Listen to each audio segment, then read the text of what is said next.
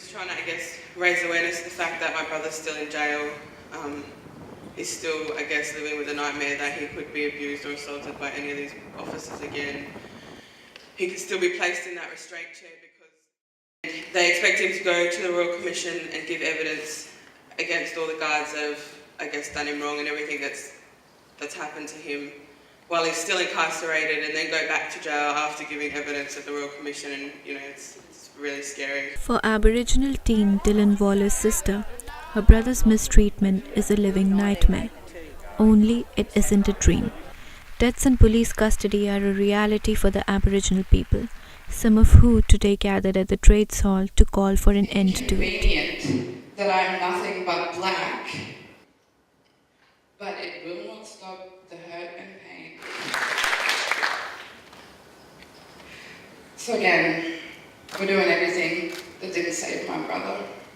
I know we hear about the coppers and brutality, but this has been happening and it's getting worse. The call to action is led by a group called the Warriors of Aboriginal Resistance. It is a youth movement that has suggested decolonization as a solution. In 1991, 14% of Australia's jail population was Aboriginal. Today, 25 years later, this number has risen to 27%.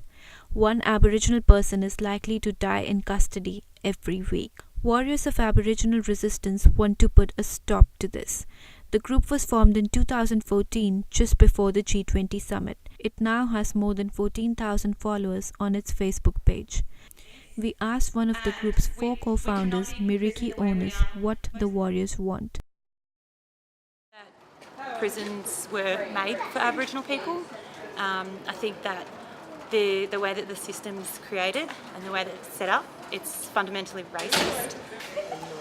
The agenda from both Liberal and Labor governments are not to work in favour. We are an inconvenience to the government.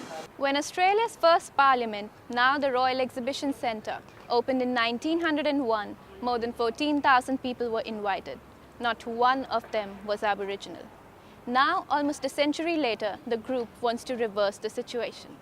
The group's manifesto invites non-Aboriginals to support them, but doesn't allow them to become members. In past, the Warriors have called Australia Day Invasion Day, and this year on Grand Final Day they call for a boycott to the Australian national anthem. On phone line from Sydney, Aboriginal Affairs commentator Anthony Dillon said decolonisation or boycotting Australian culture was not a solution. What does that mean? That's a nonsense term. What do they want, all the white people to go back? Half the people who identify as Aboriginal have white ancestry. It's divisive. Australia Day is a day for celebrating Australia. You don't have to celebrate it if you don't want to. Currently, a royal commission into youth detention is underway. Miriki says the group works outside of the government and hasn't been consulted. I don't think Nigel Scullion has Aboriginal people's best interests, so he shouldn't be governing us. Meanwhile, the Warriors continue to push forward with funds raised from within the community, as laid down in the manifesto. Reporting for Mojo TV, Kanika Sood.